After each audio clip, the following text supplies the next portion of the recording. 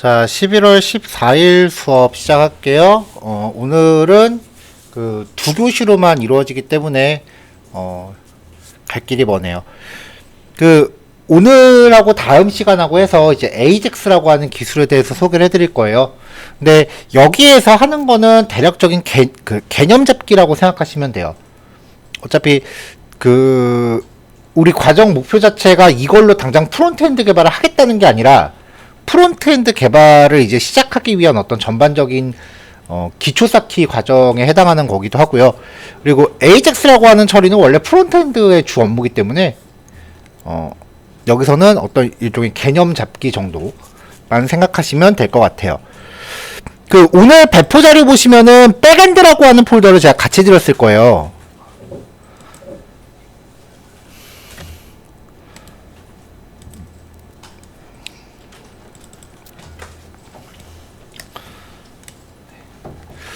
네, AJAX라고 하는 기술은 쉽게 말하면은 백엔드랑 연동하는 기술이에요. 백엔드랑 연동해서 통신을 하는 기술인데, 우리가 뭐 지금 당장 적절한 백엔드가 없잖아요. 뭐 지금 당장 노드.js로 뭔가 만들 수 있는 노릇이 아니고요. 그래서 간이 백엔드 시스템을 가동을 시킬 건데요. 이 리드미 파일을 보시면 JSON 서버라고 하는 게 있습니다. 이게 간단하게 JSON 파일을 구성해서 프론트엔드가 AJAX로 연동할 수 있는 테스트용 백엔드 서버를 구성시켜주는 프로그램이에요. 뭐 테이블 간의 참조 무결성 제약 조건이라는 거는 뭐 지금은 무시하셔도 될 것 같아요. 자, 그래서 설치하는 방법이요. 명령 프롬프트를 여시고요. 윈도우 키랑 R 누르셔서 실행창 한 다음에 cmd 하는 거, 우리 맨 처음에 한번 해봤었죠. 키보드에서 윈도우랑 R을 누르면은 이런 실행창이 나옵니다. 여기다가 cmd라고 입력을 하시고요. 자, npm 명령어에 대해서 전에 한번 소개해드렸었죠. 자바스크립트가 확장팩 다운로드 받을 때 쓰는 명령어인데, npm install -g 라고 하면은 이 G라고 하는 옵션은 글로벌의 줄임말이에요. G 옵션을 없이 하면은 그냥 내가 지금 진행 중인 프로젝트 안에 깔리는데, -G 옵션을 주면 내 컴퓨터 전체에서 쓸 수 있게끔 깔려요. 이거는 이제 웹페이지 작성할 때 쓰는 게 아니라 내 컴퓨터에서 가동하는 일종의 프로그램처럼 되는 거예요. 그래서 JSON 서버라고 하면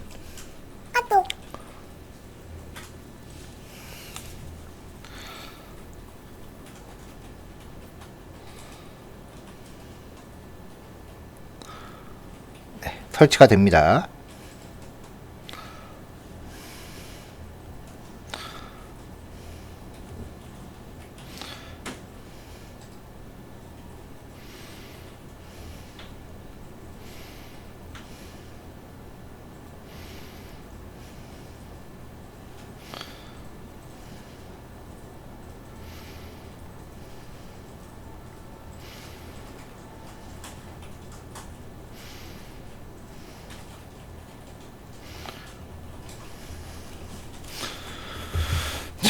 자, 이렇게 깔고 나면은 그 다음에 이제 어떻게 하냐면 백엔드를 사용할 수 있는 JSON 데이터를 만드는 겁니다.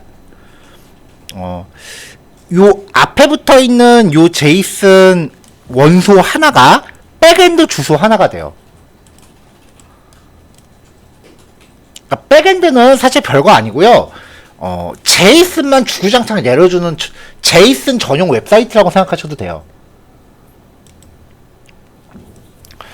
자, 그래서 이 JSON 파일을 만드는데 요 앞에 붙어 있는 요 이름이요, 하나의 폴더처럼 구성이 되고요. 그 안에 내용들이 이렇게 JSON으로 구성이 돼요. 대체로 뭐 글 목록, 댓글 목록 뭐 이런 거 생각하시면 됩니다. 자, 중요한 거는 각각의 항목들을 고유하게 식별하기 위한 일종의 일련 번호가 필요한데, 그 일련 번호의 필드 이름은 반드시 ID로 지정이 돼야 됩니다. 그래서 오늘 받으신 자료 보시면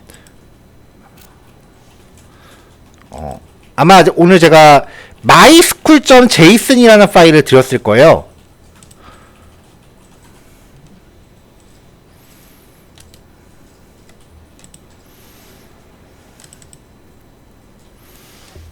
백엔드 폴더 안에 보면은 mysql.json이라는 파일이 있는데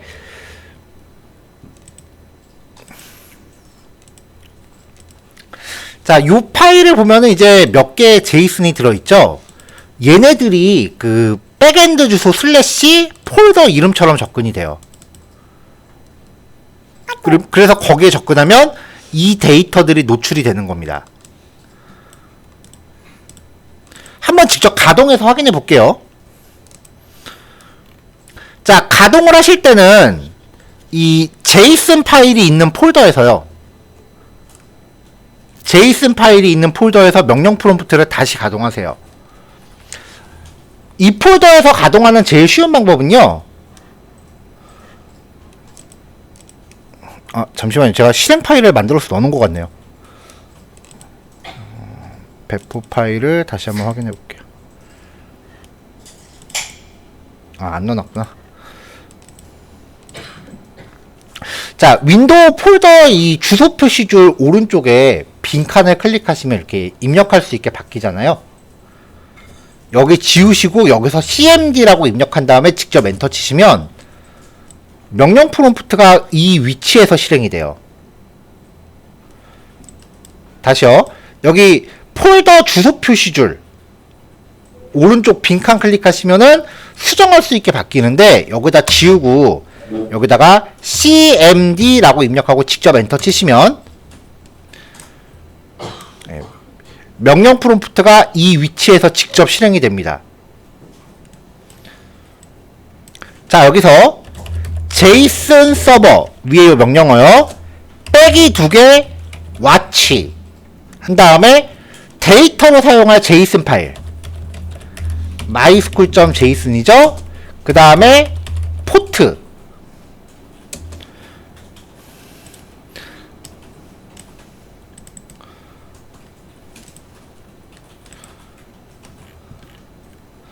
자, 포트 번호는 3001로 갈게요.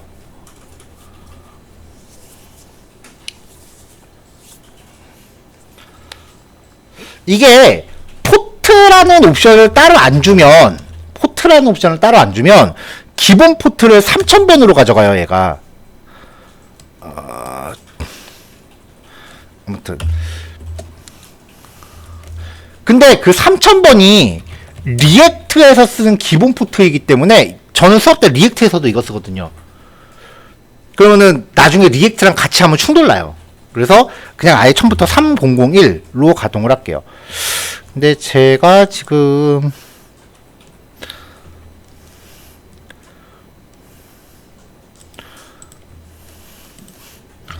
cmd npm install -c json server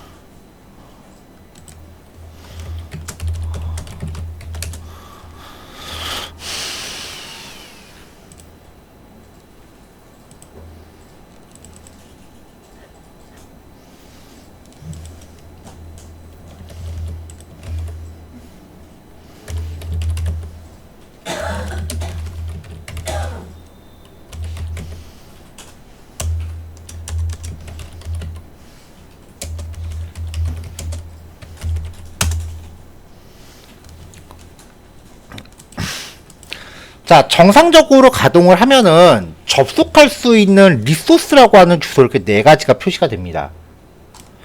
그럼 실제로 이 주소에 접속을 해서 이 mysql.json이란 파일이랑 비교를 좀 해볼게요.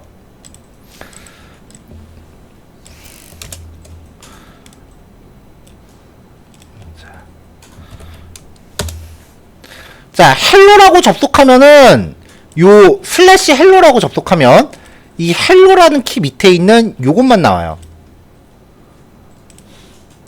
그 다음에 디파트먼트라고 접속하면 네, 요만큼의 그 데이터만 나오죠. 그리고 프로페서라고 접속하면은 네, 딱 요만큼의 데이터만 노출이 되죠.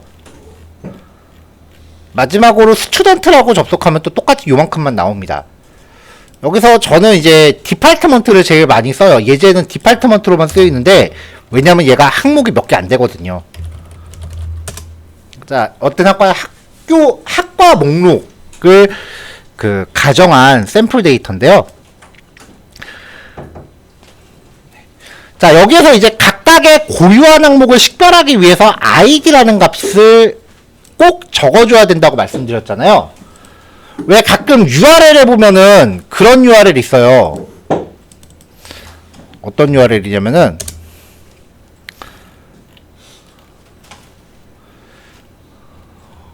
웹툰 말고 다른 거 없나?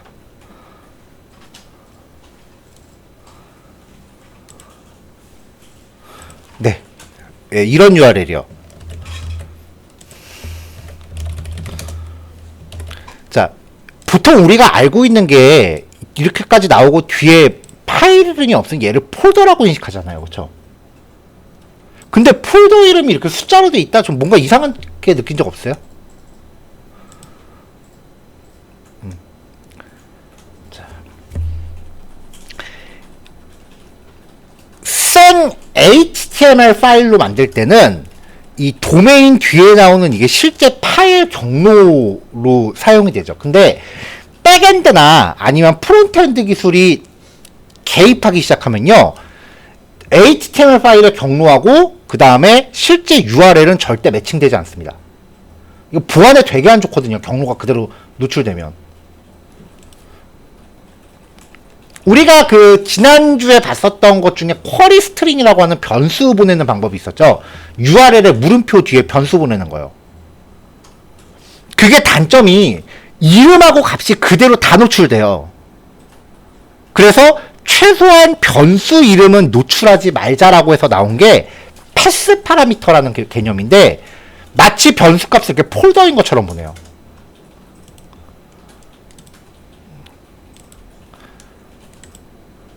자, 디파트먼트까지 하면은 전체가 나오는데요.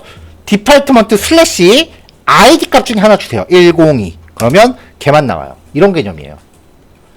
특정 항목을 URL로 지정을 하는데 그때 어떤 그 고유하게 식별할 수 있는 값을 마치 폴더인 것처럼 줍니다.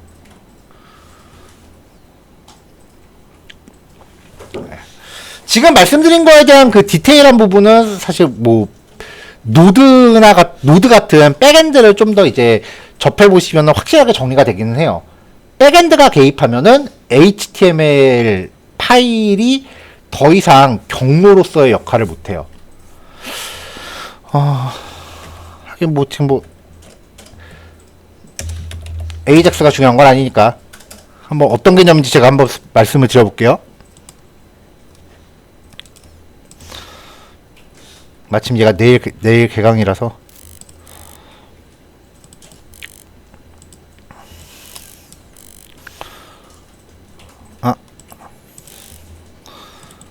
내가 다 압축해놨구나.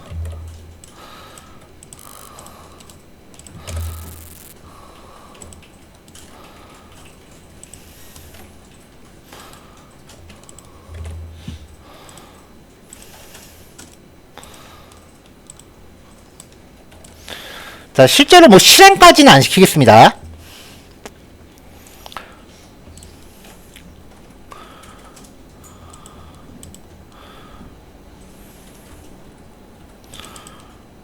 네, 이게 백엔드 코드인데요. 뭐 다른 부분들은 뭐 크게 그 복잡하게 뭐 생각하실 건 없고요. 이 백엔드도 나름대로 자기만의 주소가 있을 거 아니에요. 그러니까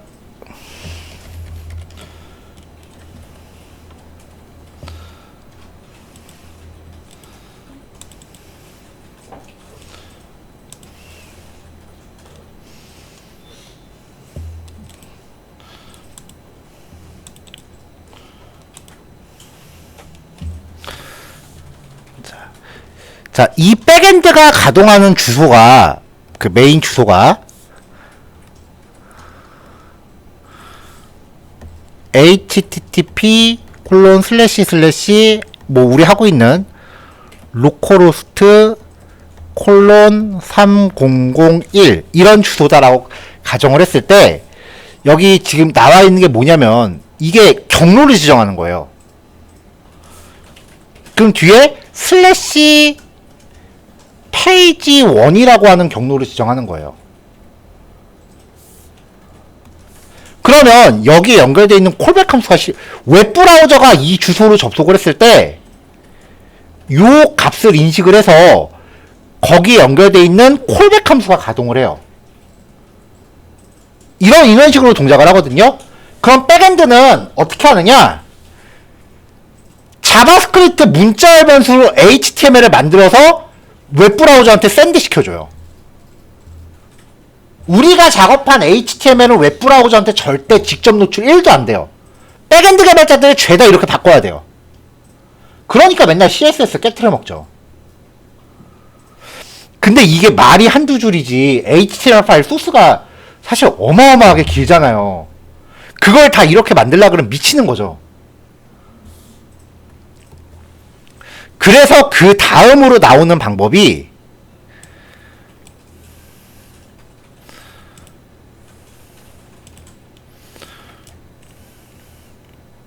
이런 식으로 이제 HTML 코드를 다 주다가 나중에 가서 에이 못해 먹겠다 싶어서 나오는 방법이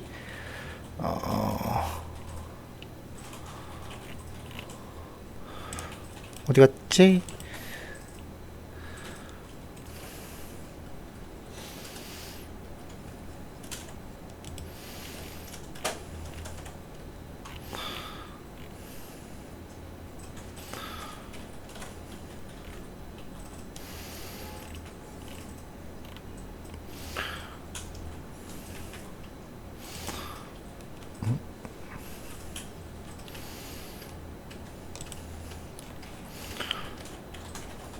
아, 요거다.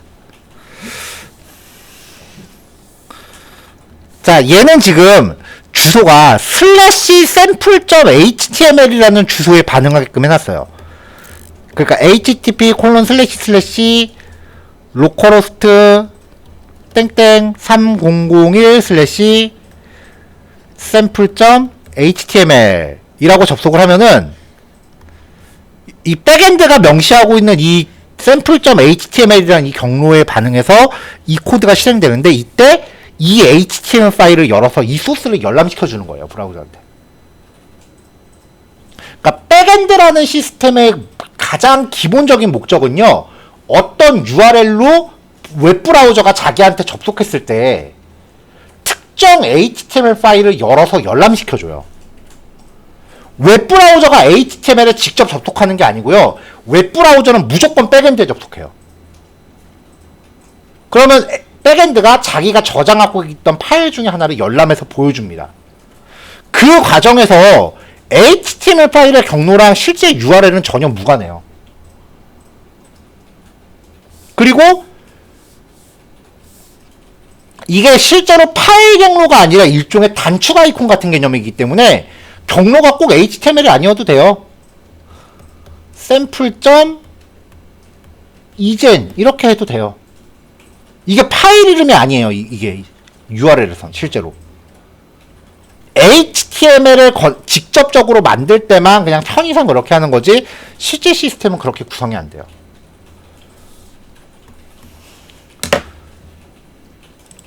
그러니까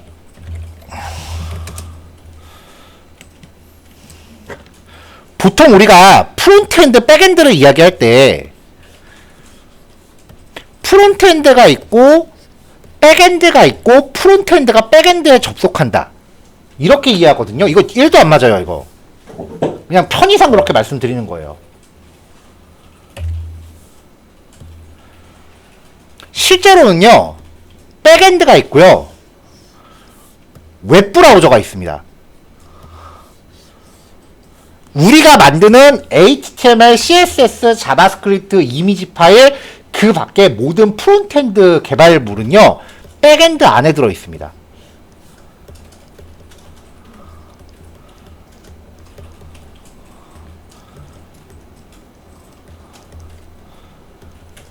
그러니까 프론트엔드는 백엔드 안에 들어가요. 그래서 웹브라우저가 백엔드에 나 어떤 파일 보고 싶어 좀 보여줘 라고 접속을 해요. 그럼 백엔드는 이 요청에 따라서 특정 HTML 파일의 소스 코드를 얘한테 전달해요.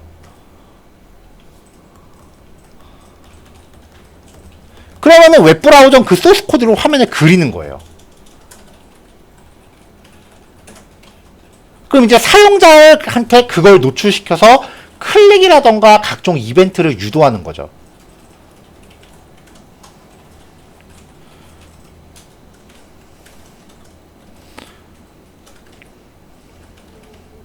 그래서 프론트엔드를 이제 목적으로 하시는 분들 중에 제일 제일 많이 뵙는 경우가 뭐냐면, 나는 프론트엔드 개발자 할 거니까 백엔드 공부 안 할 거야 예요. 적응 못 해요. 왜냐면 되게 좁은 시각을 갖게 돼요. 자기가 가동해야 될 시스템의 환경을 모르게 되니까 코딩을 하는데 이게 무슨 원리인지를 몰라요. 적어도 백엔드를 내가 능수능란하게 구현은 못해도 이게 어떻게 돌아가는지 이해를 해야 됩니다. 실제로 요즘 리액트 프로젝트 할 때요, 리액트 안에 노드를 박아요.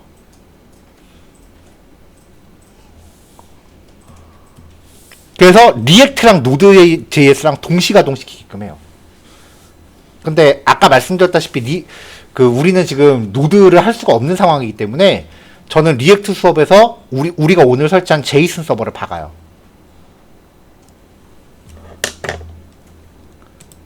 그럴 수밖에 없는 게, 프론트엔드 기술이 백엔드보다 훨씬 나중에 나왔거든요. 노드.js로 백엔드 만드는 건 나온 지가 한 10년, 15년 정도 돼요. 근데 리액트는 나온 지 이제 4, 5년 정도밖에 안 됐잖아요. 그러니까 예전 기술을 계속 따라갈 수밖에 없어요. 자, 일단은 그 URL이 어떻게 구성되는지에 대해서 잠깐 말씀드리느라고 백엔드를 조금 들먹인 거고요. 자, 이렇게 해서 이제 얘네들이 어떤 식으로 가동되는지 확인이 되셨으면 이제 1번 파일부터 해보죠. 첫 파일만 잘 준비하시면 그 다음부터는 금방금방 가요.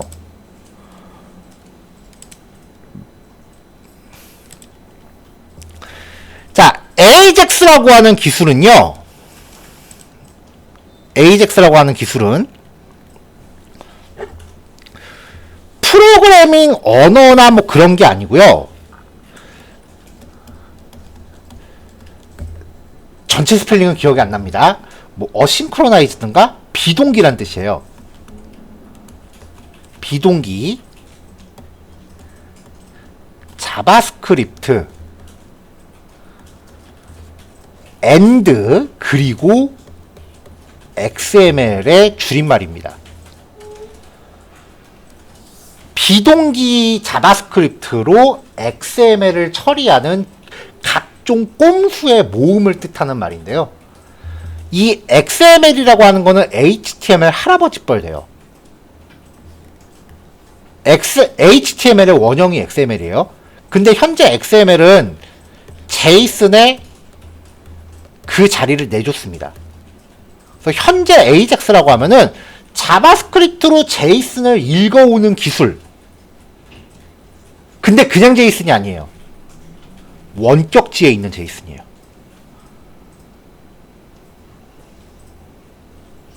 그 원격지 제이슨을 제공해주는 곳이 백엔드고요.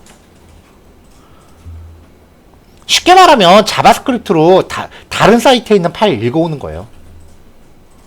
거기서 출발하시면 돼요. 근데 이게 꼭 제이슨을 읽어올 필요는 없어요. HTML 읽어와도 됩니다. 자, 그걸 가능하게 하는 게 XML HTTP 리퀘스트라고 하는 클래스예요. 그러니까 이 클래스가 어떻게 돌아가는지만 잘 보시면 돼요. 자, 그래서 여기 위에는 제가 이 hello.html이라는 파일을 이제 접속하게끔 해놨습니다. 아까 이 제이슨 서버를 가동해 놓으신 상태라면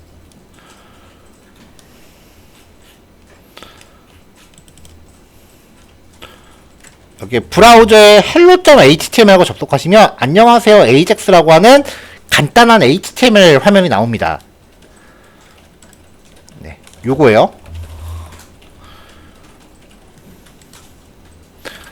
이 백엔드 폴더 안에 보시면 퍼블릭 폴더 안에 HTML 파일이 있어요. 요거를 보여주는 거예요.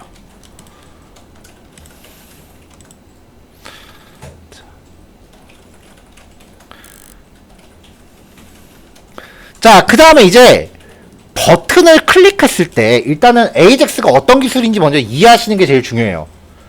코드는 다음 문제예요. 이해가 되면은 코드는 금방 따라와요. 버튼을 눌렀을 때 같은 URL에 대해서 AJAX를 가동시킬 거예요. 이 버튼 클릭했을 때. 자, AJAX는 반드시 라이브 서버로 가동시키셔야 됩니다. 폴더에서 더블 클릭하면 동작을 안 합니다.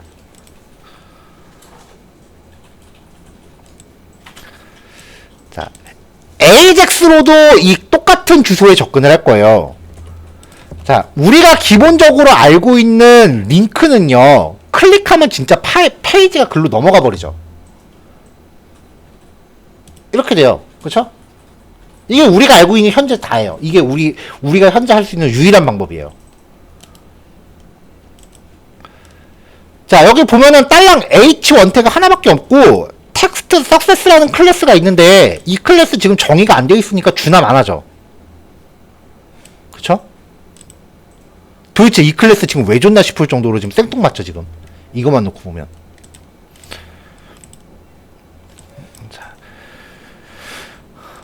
자, 현재 요 파일입니다. 이게 얘입니다. 텍스트 석세스는 이 HTML 안에 있습니다.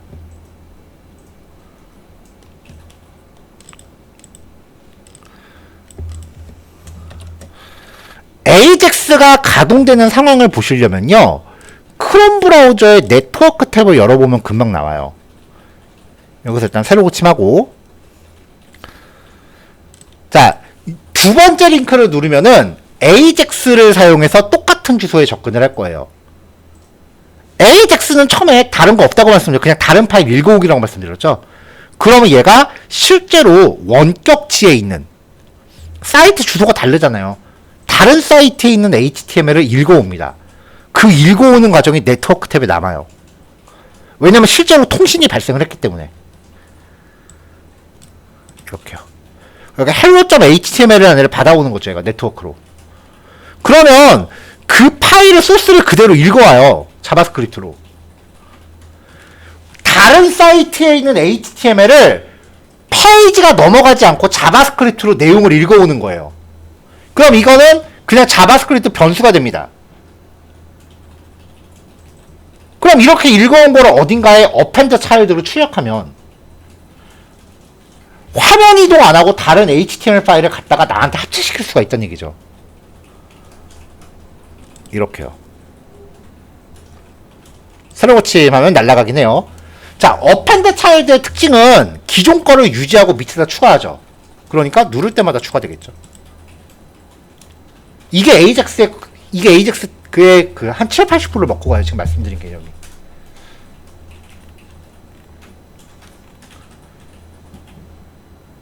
여기에서 나중에 이제 그 레스트풀이라고 하는 개념으로 확장이 좀 되긴 하는데 거기부터는 진짜 프로그래머 영역이고요.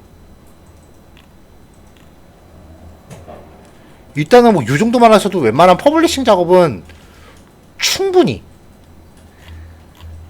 그 한 단계 스킬업이 가능합니다.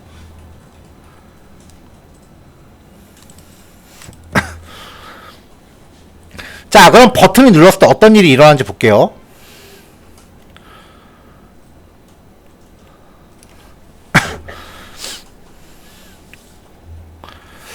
자, XML HTTP 리퀘스트라는 객체를 만들어요. 이 객체를 사용하는 방법이 다예요.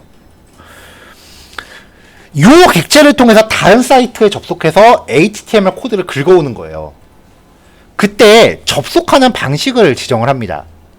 이 접속 방식이 get, post, put, delete라고 하는 크게 4가지가 있는데 이거는 백엔드랑 같이 설명듣지 않으면 사실 정리가 안 돼요. 이게 백엔드에까지 이어지는 개념이라. 그래서 일단은 가장 기본적인 방식인 get에 대해서만 이야기를 하고요. 나머지 방식은 내일 우리 마지막 주제로 가볍게 한번 개념 정리를 할 겁니다. 그리고 접속할 대상 사이트 주소를 적어요. 그럼 이 사이트의 소스 코드를 읽어오는 거예요. 자, 이렇게 변수 2개 준비하고 그 다음에 이 XHR 객체한테 이벤트를 정의합니다. on ready state change. 상태가 바뀔 때라는 이벤트인데요. 콜백 함수 걸고요. 얘가 제일 중요해요. 그래서 얘는 다른 거 보고 다시 올게요. 그 다음에 XHR open. 접속 방식과 접속할 주소를 줘요. 그럼 이게 통신을 준비하는 거예요. 그리고 send, 전송. 근데 통신이라는 게 접속한다고 해서 바로 되나요? 여기서 접속하면은 저쪽에서 수신을 해야 돼요. 뭐 그런 일련의 과정이 있기 때문에 send라고 하는 순간부터 여기가 총 4번 실행됩니다. 그 4번을 구별을 해줘야 되는데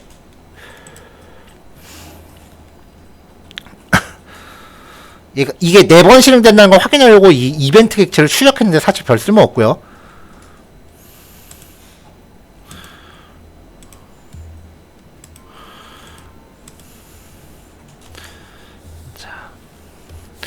자, 이벤트 객체한테 타겟이라고 하는 프로퍼티를 뽑아내면 이게 AJAX 처리 결과를 의미하는 객체가 돼요. 이 객체 안에 readystate라고 하는 현재 상태를 의미하는 변수가 있는데 이 변수가 0, 1, 2, 3 이렇게 숫자 값인데 이름이 붙어 있어요. 오픈드 초기화 완료. 그 다음에 헤더 서비스 접속 시도 중. 로딩 통신 중. 마지막으로 통신 완료.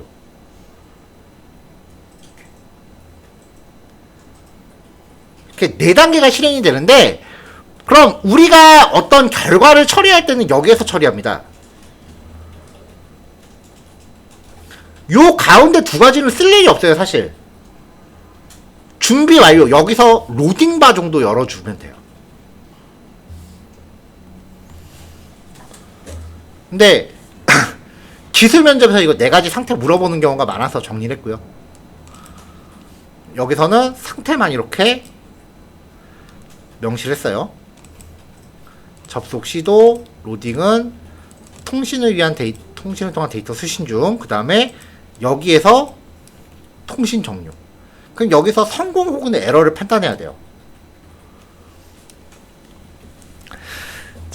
자, 성공이나 아니면은 실패를 판단하기 위해서는 다시 이 AJAX 객체가 갖고 있는 스테이터스라는 값을 봅니다. 이게 결과 코드인데요. 이게 200일 경우에는 성공이에요. 그 밖에 404는 페이지를 찾을 수 없음. 403은 접근 권한 없음. 500은 백엔드 에러. 이런 의미인데 사실 우리한테는 200이냐 아니냐 밖에 별로 중요하진 않아요. 자, 그래서 이게 200이면 스테이터스 텍스트가 결과 코드거든요. 백엔드가 뭐라고 답을 줬는지 한번 찍어봤고요. ajax.response 텍스트가 내가 읽어오려고 했던 내용이에요. 그러니까 아까 HTML 파일에 있는 소스 코드 이게 요 값이 되는 거죠. ajax.response 텍스트 얘가 제일 중요해요. 이거를 원하는 곳 어딘가에다가 출력해주면 됩니다. 근데 어펜드 차일드는 자바스크립트 객체로 생성한 거를 출력하는 경우고 insert adjacent html은 출력하고자 하는 내용이 문자열일 때 사용을 하는 거라고 그렇게 구별해놨었어요. 그때 이게 요소의 생성 단원에서 이거 한번 소개해드리고서 오늘 처음 나왔는데 얘가 AJAX에선 많이 쓰여요.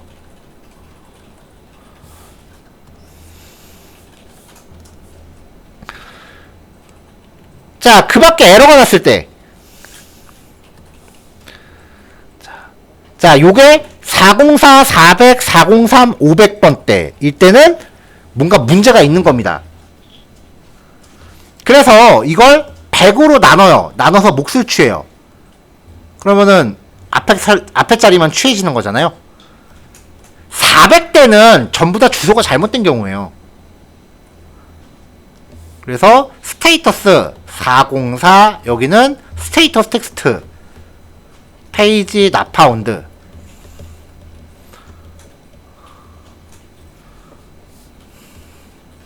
그리고 요청 주소가 잘못되었습니다. 500번대일 때는 500 하고서 여기 서버 에러라고 떠요. 이거는 백엔드 자체가 에러 난 거기 때문에 프론트가 할 수 있는 게 없어요. 백엔드가 고쳐줄 때까지 기다려야 돼요. 그 밖에 알 수 없는 이유로 에러. 이렇게 해서 알러창으로 뿌렸습니다. 이렇게 처리하면 이제 다른 파일을 읽어오는 코드가 완성됩니다. 주석이 되게 많아서 좀 길게 느껴지는데 최대한 자세하게 설명하느라고 주석을 많이 달았어요. 근데 다음 예제부터는 주석 빼고 그 다음에 여기서도 안 쓰는 거 있다고 말씀드렸죠? 안 쓰는 거 빼고 그렇게 하면 코드가 좀 많이 줄어요. 자, 일단 첫 번째 파일만 완성하고 나면 그 다음 내용은 조금 이제 좀 수월해집니다. 오늘 이거를 이제 오늘 드린 예제 파일을 내일까지 진행을 할 거니까요. 일단은 요 첫 단추 먼저 잘 끼워보도록 할게요. 자, 요거 파일 하나니까요. 15분 정도 하시면 될 거라고 생각합니다. 한팀 다음에 10분 쉬었다가 8시 10분에 뵐게요.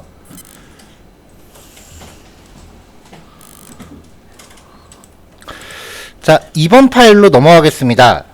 2번 파일의 결과도요. 좀 전 예제랑 동일합니다.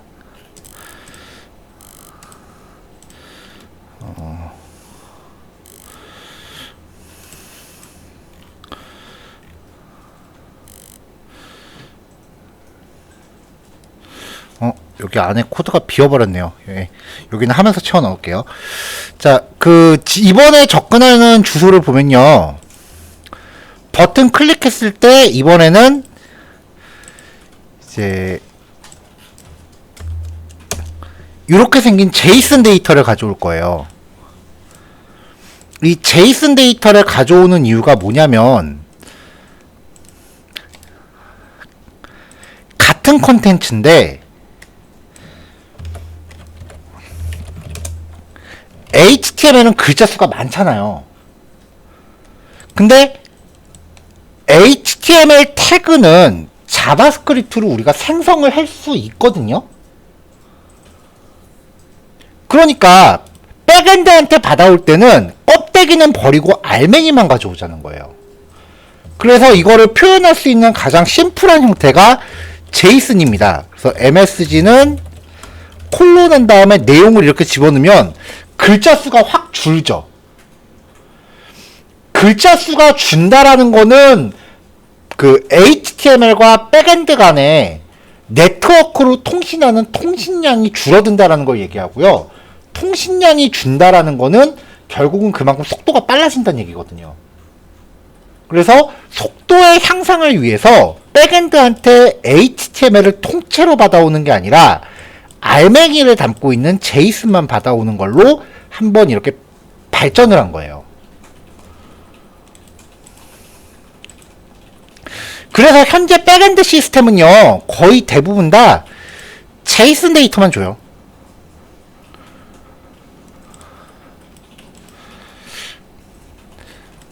자, 그래서 이제 버튼을 눌렀을 때, btn이라는 애를 눌렀을 때, 아까 코드에서 일단 주석은 뺐고요. 불필요한 사족 다 덜어냈습니다. 자, 근데 여러분들 받으신 코드는 이게 코드가 빠진 게 없을 것 같은데 제 거만 빠졌을 것 같거든요. 지금 한번 확인 좀 해볼게요.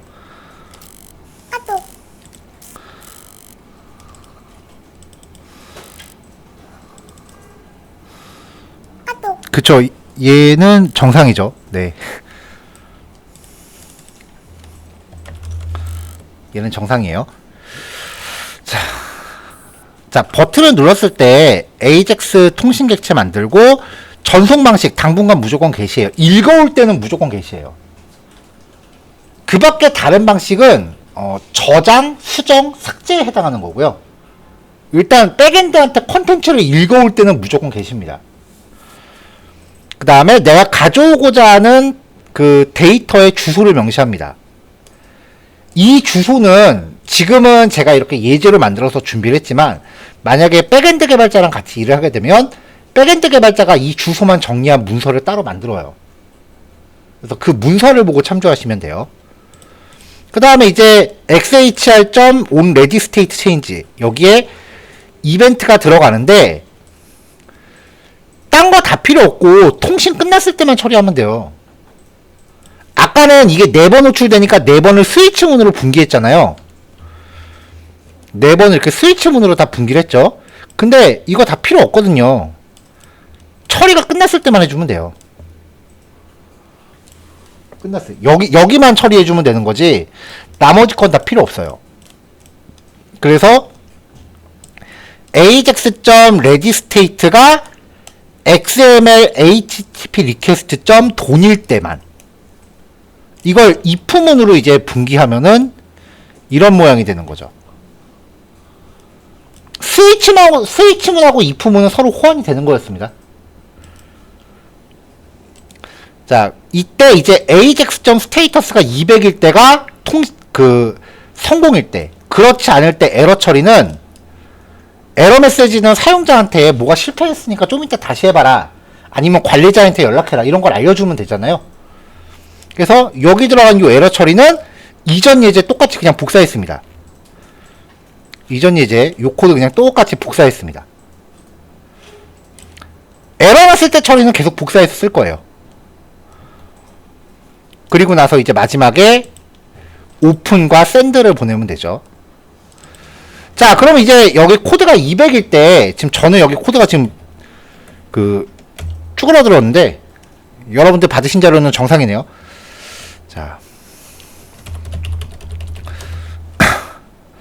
ajax.response 텍스트가 백엔드한테 받아온 데이터라고 있어요.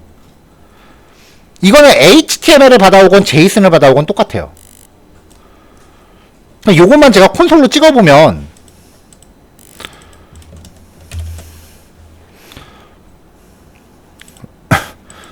이렇게 JSON 문자를 가져오거든요. 근데 이 상태에서는 이게 문장이에요. 그냥 문자열.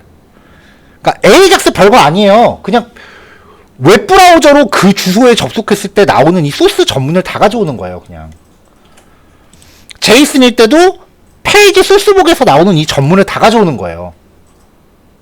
ajax는 이게 다예요. 그냥 이렇게 가져온 거를 어떻게 우리가 활용하는지는 이미 앞에서 다 배웠어요.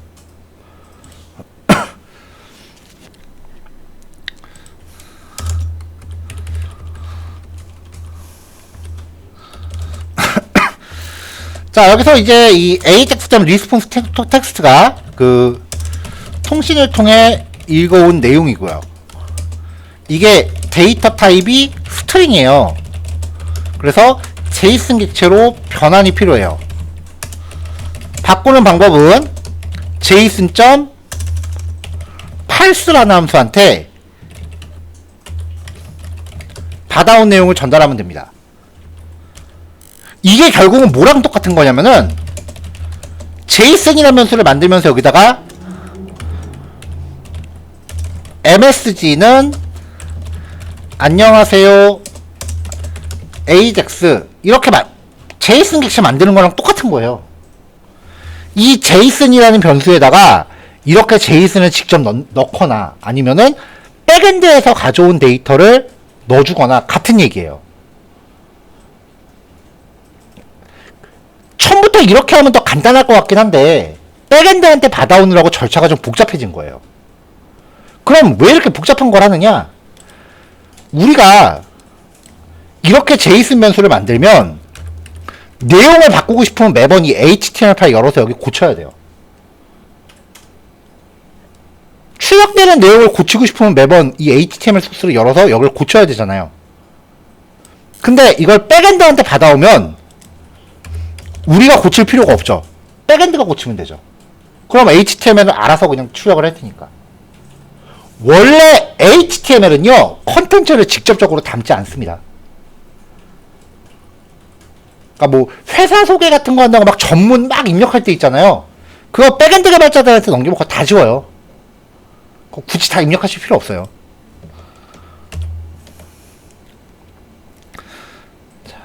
자, 이렇게 만든 걸 한번 출력을 해볼게요. console.log에서 JSON 출력을 하면은, 자, 눌렀을 때 이렇게 JSON 객체가 떨어지죠. 아까는 문자열이었는데 이번엔 확실히 객체화 됐네요.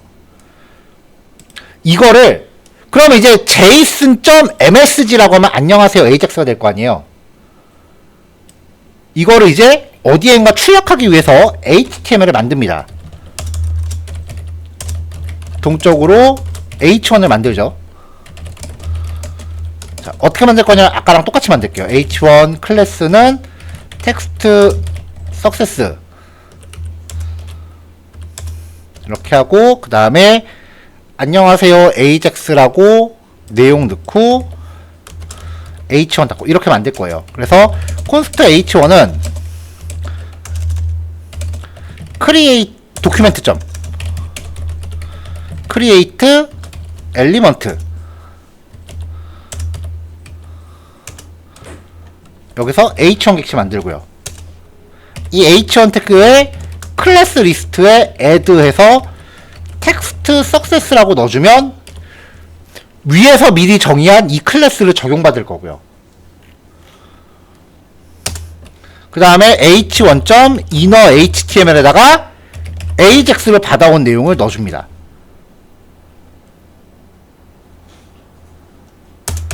그 다음에 이제 document.query selector에서 위쪽에 보면 제가 콘솔이라는 빈 div를 넣어놨거든요. 거기에다가 append child로 이 h1을 넣어주는 거예요. 그러면 이제 누르면 컨텐츠가 나오는 거죠.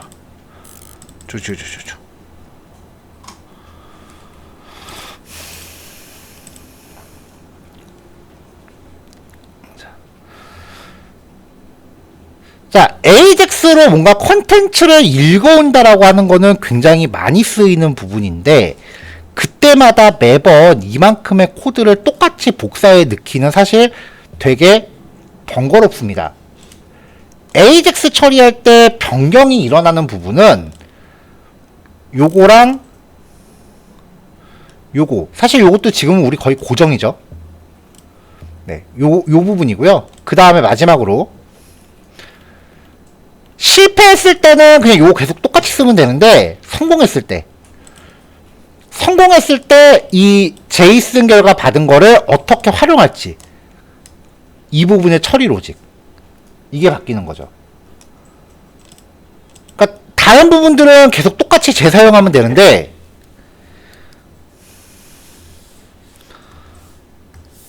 이만큼의 코드를 끝까지 계속 재사용하면 되는데, 요 값과 이 값과 그 다음에 이만큼의 처리 로직은 우리가 상황에 따라 바꿔줘야 돼요.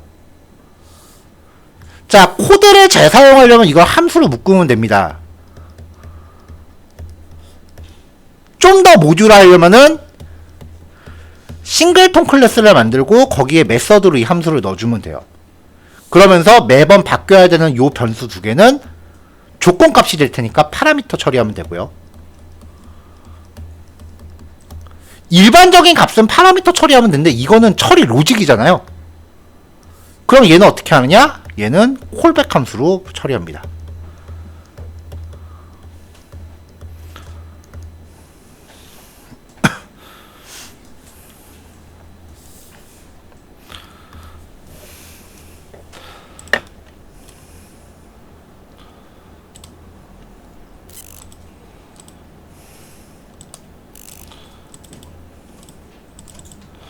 자, 그래서 지금 헬퍼 폴더에 보시면 이제 ajax 헬퍼라고 하는 애가 있는데요.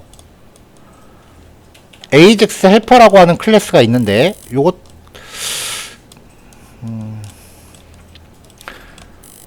네, 여기 보면은 일단 싱글톤으로 구성하는 게 한 싱글톤으로 구성하기 위한 그 기본 코드가 들어있고요. 함수가 2개 들어있어요. 리퀘스트랑 그 밑에 보면은 리퀘스트 에이싱크라는 애가 있어요. 일단 오늘은 리퀘스트 에이싱크는 대상이 아닙니다. 실수 대상이 아닙니다. 얘는 이제 프로미스랑 에이싱크 어웨이트를 적용시킨 애고요. 일단 위에 게 순정이에요.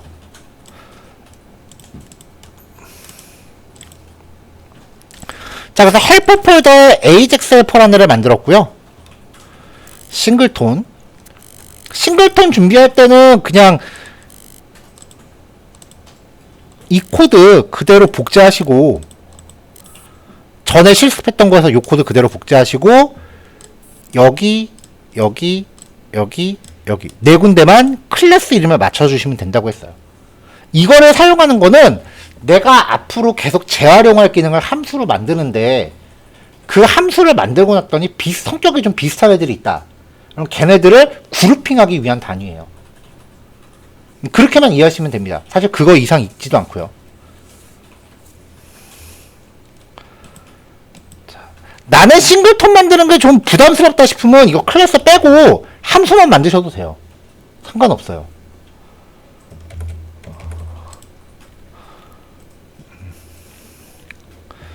자, 리퀘스트라는 이름의 함수를 만드는데요. 코드 보시면 지금 우리가 하던 거 그대로예요. 요거만 만드는 거예요, 오늘은. 근데 접속해야 될 주소 파라미터로 받았어요. 오픈할 때 쓰고요. 그 다음에 접속 방식 get이라고 보낼 거예요. 얘도 여기서 쓰고요. 그 다음에 XHR 객체 만들어서 on ready state change 이벤트 정의하고 오픈과 샌드 합니다. 그러면은 이제 여기서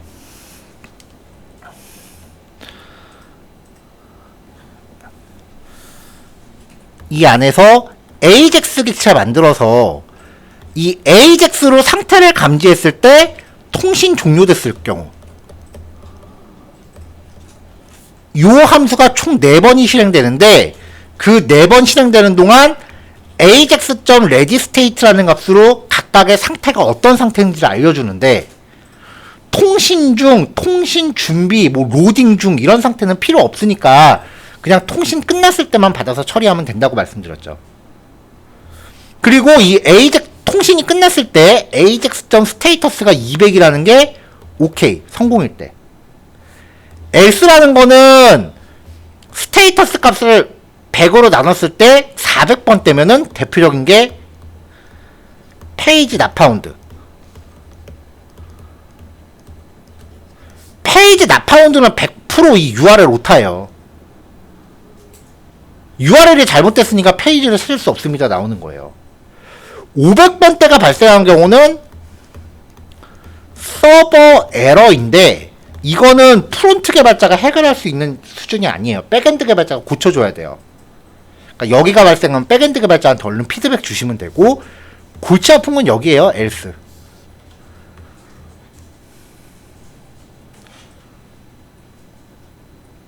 근데 이게 무슨 상황이냐면은, AJAX라고 하는 거의 근본은 통신 기술이라고 말씀드렸죠. 그래서 웹브라우저가 통신을 해야 되는데 누가 컴퓨터 뒤에 잘못 건드려서 랜선이 뽑혀버려요. 와이파이 통신해야 되는데 와이파이 갑자기 전기가 나가버려요. 그런 상황이에요. 우리가 해결 못해요. 그러니까 아예 그런 네트워크상의 문제로 통신을 시도조차 못해보는 거예요. 그러니까 그때는 그냥 사용자한테 알림창 메시지만 보여줄 수 있게 적당히 꾸미시면 되고, 만약에 이 400번대 메시지가 나오면은 혹시 이 URL 오타일 수 있으니까 요것만 한번 잘 체크해 보십시오 라는 겁니다. 나머지 상황은 우리 손을 벗어나는 거예요.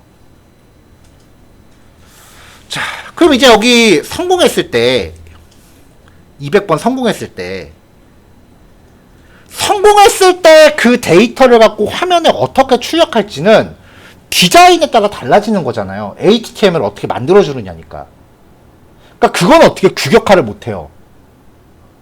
그래서 success라는 콜백 함수를 받는 겁니다. 백엔드한테 받은 결과를 이 콜백한테 전달해서 화면 출력은 이 콜백 함수를 통해서 그때그때 알아서 하자라는 거죠. 그럼 이제 얘를 호출할 때 이런 식이 되는 거죠. 리퀘스트라고 하면서 접속할 주소 get 그리고 콜백 함수. 그럼 우리는 이 콜백 함수 안에서 HTML을 어떻게 처리할지 구현을 그때그때 다르게 해주면 돼요. 실제로 사용해 볼게요. 자, 또 똑같은 예제입니다. 이제 코드가 대폭 줍니다. 자, 타입 모듈이고요. 아까 이 싱글톤 클래스 만드시면서 마지막에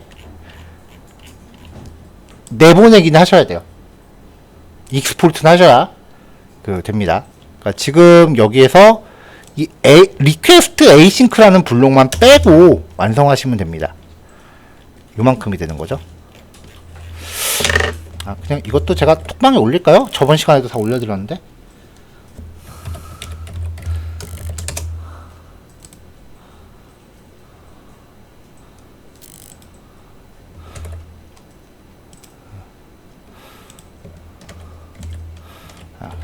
그럼 아예 그냥 다음 시간 할 것까지 한꺼번에 전문 다시 올릴게요.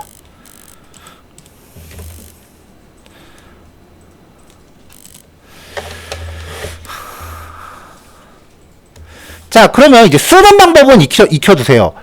이 ajax-helper.js에서 내보내는 싱글톤 객체를 가져옵니다. 그럼 이 ajax helper라는 녀석한테 여기에 있는 이 request라는 함수와 request async라는 함수 두 개가 이제 부여된 상태로 익스포트가 되는 거예요. 일단은 이 request만 쓰자고요. 그래서 ajax-helper.request 하면서 첫 번째는 내가 가져오고 싶은 데이터 주소, 두 번째는 가져오고 싶은 데이터 방식, get이 읽기라고 말씀드렸어요. 그러면은 백엔드가 주는 제이슨이 이 리퀘스트 모듈에 의해서 이 콜백 함수한테 전달이 돼요. 그러니까 이렇게 되면은 아까 우리가 백엔드에 접속했었던 이 제이슨 값,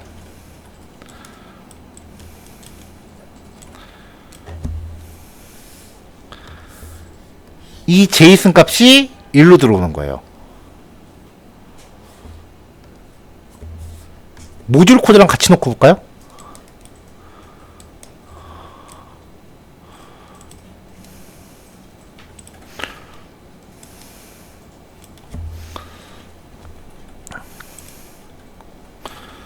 자, 뭐 에러 났을 때는 필요 없으니까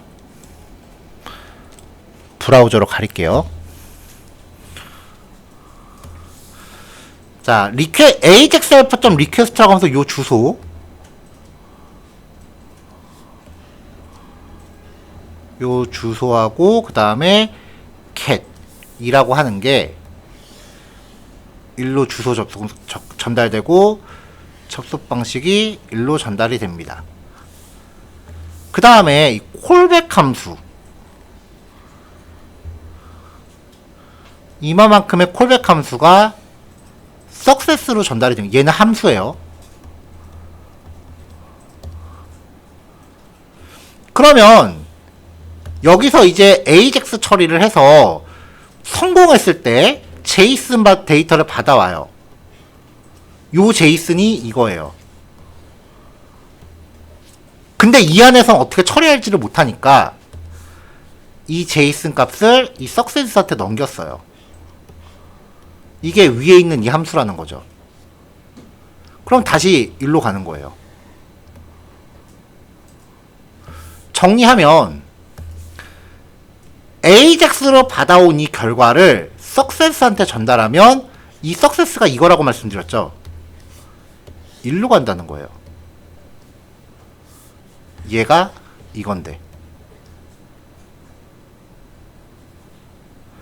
그러니까 이 코드의 의미가 이 주소에 접근해서 제이슨 긁어온 다음에 그 제이슨 일로 줘예요. 그럼 그거 받아서 내가 화면을 출력할게. 내부 굴러가는 과정까지는 뭐 이 흐름 따라가시면 됩니다. 근데 이 흐름 따라가는 게 지금 당장 부담이시라면 요것만 기억하세요. 요 주소를 읽어와서 결과를 일로 받는다. 그럼 이게 백엔드가 뿌리는 제이슨 자체니까 그걸 이제 우리는 알아서 화면에다가 출력하는 방법을 연구하면 됩니다. 이게 몇 번 하다 보면 되게 익숙해져요.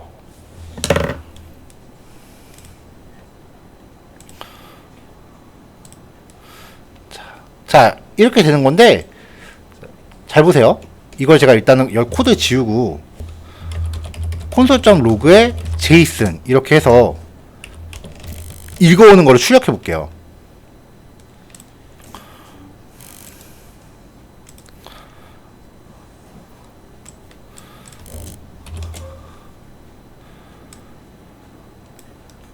자, 누르면 제이슨 가져오죠. 그러면 내가 가져오고 싶은 데이터가 있으면 이 백엔드 주소만 바꿔요. 컨텐츠를 가져오는 메커니즘은 똑같아요. 중요한 건 어떤 컨텐츠를 가져와서 어떻게 활용하는지가 그 페이지의 성격을 결정하는 거예요. 그러니까 백엔드 주소만 바꿔치면 가져오는 내용이 바뀌겠죠. 그럼 이거 어떻게 출력할지는 디자인에 따라 달라지겠죠. 디파트먼트 프로페설 하면 또 다른 데이터 받아오고요.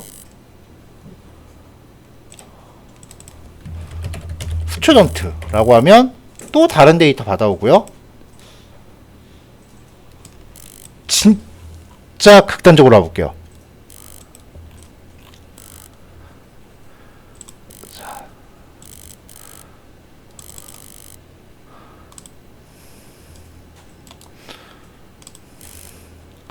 네, 리액트 수업에서 한 건데요. 자, 다른 사이트에 있는 거고요. 키는 이거 and 타겟 DT는 2022년 11월 13일.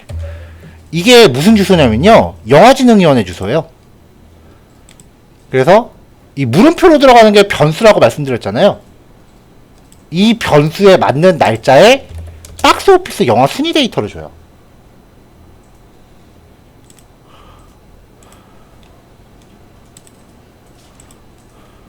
별거 없어요. 그냥 그 주소 여기다 넣어버리면 돼요.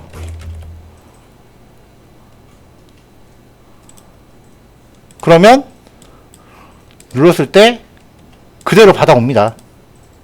이걸 어떻게 사용하는지는 그 다음 얘기예요. 근데 이걸 어떻게 사용하는지는 우리가 이미 얘기를 다 했다고요. 크리에이트 엘리먼트 해갖고 다 때려 박는 거. 지난주에 저거 하셨죠? 그 네이버 제가 잠깐 흉내낸 거. 이거 웹툰 해갖고 제이슨 데이터 읽어와서 여기 제이슨 파일 이렇게 읽어와서 이걸 사용해서 HTML을 출력하는 거 하셨죠? 이때는 제이슨 데이터를 이 HTML 옆에 파일로 박아놨잖아요. 여기서 요 제이슨 데이터를 백엔드한테 통신으로 받아온다 말고는 달라지는 게 없어요. 복잡한 거 아니에요. 그냥 만약에 이렇게 구현하면 내가 콘텐츠를 바꾸고 싶으면 이 파일을 고쳐야 되잖아요. 고치기만 해요. 이게 실제 서비스는 이거 여러분들이 FTP로 직접 올리셔야 되잖아요. 그러니까 여기서 이 파일을 없애버리고 이 파일을 시스템화 했다는 거예요. 백엔드라는 애를 통해서 걔를 바꿨다는 거죠. 그럼 고치고 싶으면 관리자 페이지에서 고치겠죠. 보통 그렇게 흘러가요.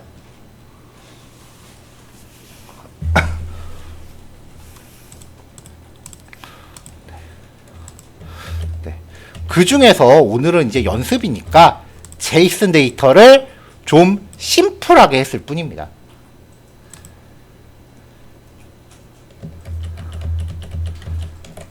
자, 그래서 여기서 아까처럼 또 H1 태그 만들고 클래스 적용하고 내용 세팅한 다음에 출력했는데 아까 코드랑 똑같으니까 결국은 복사 붙여넣기 하시면 되겠죠? 네. 이게 AJAX 단원 전체적으로 특징이요. 이제 목적 자체가 그 원리를 설명드리는 게 목적이기 때문에 결국 보면 예제가 다 똑같아요. 계속 원리만 단계적으로 발전시켜가는 거예요. 그렇게 하고 이제 나중에 리액트로 올라오시면 이제 엄청 난이도 있는 걸 하는 거죠. 자, 오늘 요거까지 정리하시고 마무리하도록 할게요. 네. 다음 시간에는 이거를 이제 프로미스 방식으로 옮길 겁니다. 자, 녹화 여기서 끌게요.